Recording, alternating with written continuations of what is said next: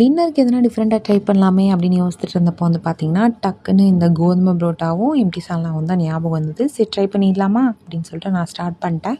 So இது நார்மலாக நீங்கள் சப்பாத்தி பூரி இப்போ செய்கிறது தான். ப்ளஸ் இதில் என்ன நீங்கள் எக்ஸ்ட்ரா ஆட் பண்ண போகிறீங்க அப்படின்னு பார்த்தீங்கன்னா, தயிர், சீனி, நெய் இந்த 3 மட்டும் நீங்கள் எக்ஸ்ட்ரா ஆட் பண்ணிக்க போகிறீங்க கொஞ்சமாக. ஸோ மாவு வந்து பார்த்திங்கன்னா, சப்பாத்தி மாவு பதத்துக்கு வந்து பிசைஞ்சிட்டு அதை 30 மினிட்ஸ் கிட்ட நம்ம ஊற வச்சிடலாம். அந்த கேப்பில் வந்து பார்த்திங்கன்னா, நம்ம எம்டி சால்னா வந்து ப்ரிப்பேர் பண்ணிடலாம்.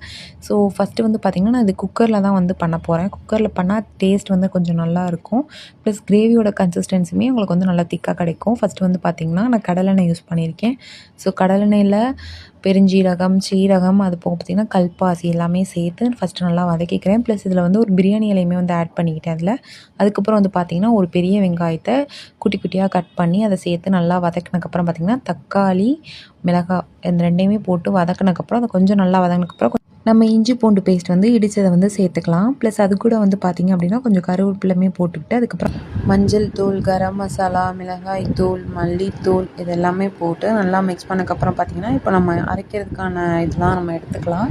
தேங்காய், ஊற வச்ச முந்திரி, அப்புறம் வந்து பார்த்திங்கன்னா கிராம்பு, சோம்பு இதெல்லாமே போட்டு அரைச்சி எடுத்துக்கலாம். ப்ளஸ் அந்த பேஸ்ட்டை வந்து ஊற்றி உங்களுக்கு தேவையான அளவு தண்ணி ஊற்றி வச்சுட்டு நீங்கள் வந்து விசில் 3 ஆர் 4 விசில் வச்சு எடுத்திங்கன்னா கரெக்டாக இருக்கும். கடலெண்ணெய்னு ஏன் சொன்னேன்னா, என்கிட்ட கடலெண்ணெய் தான் இருந்தது அப்போதைக்கு வீட்டில்.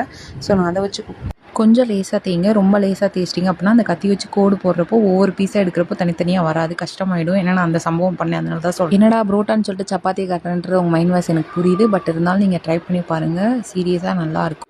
அண்ட் நம்ம ஐடி மறக்காமல் ஃபாலோ பண்ணி சப்போர்ட் பண்ணுங்கள். தேங்க்யூ.